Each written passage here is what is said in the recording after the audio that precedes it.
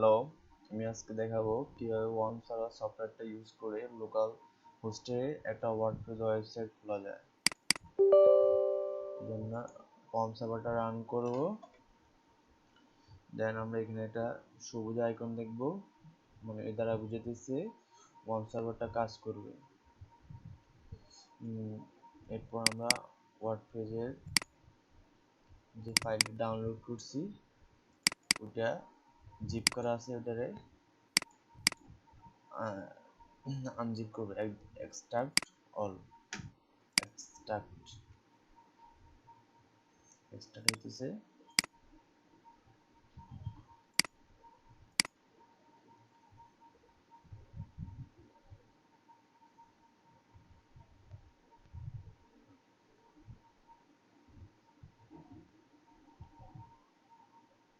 পরে যে ভিডিওটা ফাইল হবে কাটা দিলাম।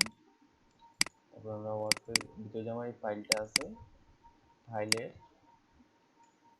সবগুলো ফাইল আমরা কপি করে নেব। তারপরে আমরা লোকাল ডিস্কে যাব, আমরা ওয়ার্ম সার্ভার যে ফোল্ডারটা ওইখানে ঢুকবো, www তে ঢুকবো। এখানে আমার আগে করা ছিল, এই জন্য এটা দেওয়া আছে। আমরা একটা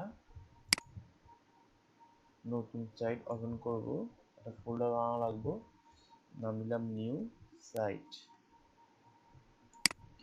নিউ সাইটের মধ্যে আমরা ফাইলগুলো পেস্ট করে দেব।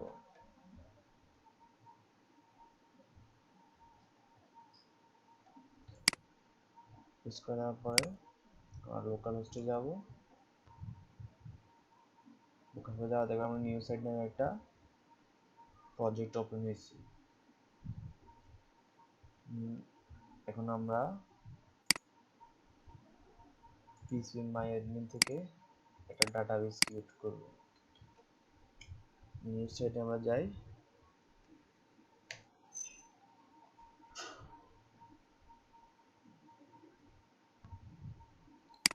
কমপ্লিট করে নিই। এগুলা কি বলতেছে, একটা ডাটাবেস নেম দরকার, ডাটাবেস ইউজার নেম দরকার, ডাটাবেস পাসওয়ার্ড দরকার, ডাটাবেস হোস্ট দরকার, টেবিল প্রিফিক্স দরকার। ডাটাবেস নেম আমরা phpMyAdmin থেকে phpMyAdmin দিয়া ক্রিয়েট করব ডাটাবেস। ডাটাবেস আমরা নিউ সাইট দিই, সমস্যা নাই।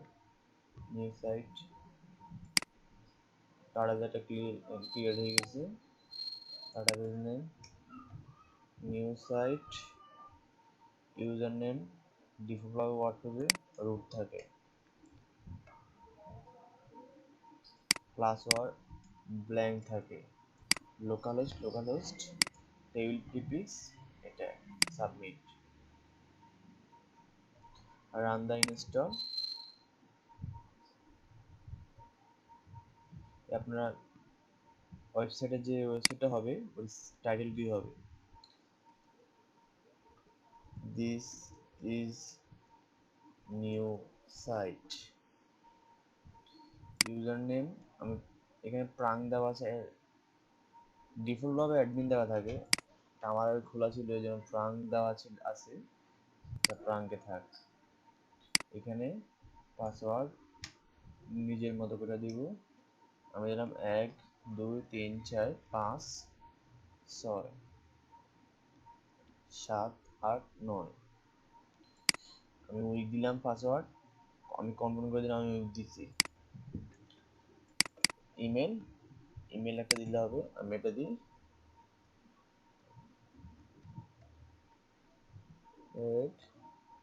gmail.com। discourage search engine from indexing this site, মানে সার্চ ইঞ্জিন থেকে এটা ডিসকারেজ করা আমার দরকার নেই।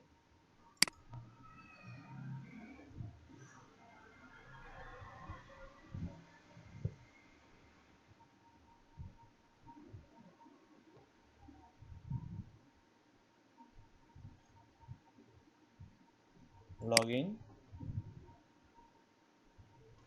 সাইটে এখন লগ ইন হয়ে গেছে। আপনার ইউজার নাম ছিল ফ্রাঙ্ক, পাসওয়ার্ড ছিল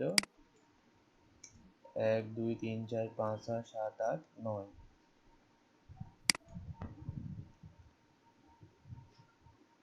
ড্যাশবোর্ড। এখন যদি আপনি আপনার সাইটটা দেখতে চান, this is new site, new tab open করবেন। এই তো আপনার একটা সাইট খোলা হয়ে গেছে, এটা চার্ট হয়ে ওয়ার্ডপ্রেস ওয়েবসাইট হয়ে গেছে। এখান থেকে আপনি সবকিছু কন্ট্রোল করতে পারবেন। পরবর্তী টিউটোরিয়ালে আমি দেখাবো এগুলা। আজ এই পর্যন্ত।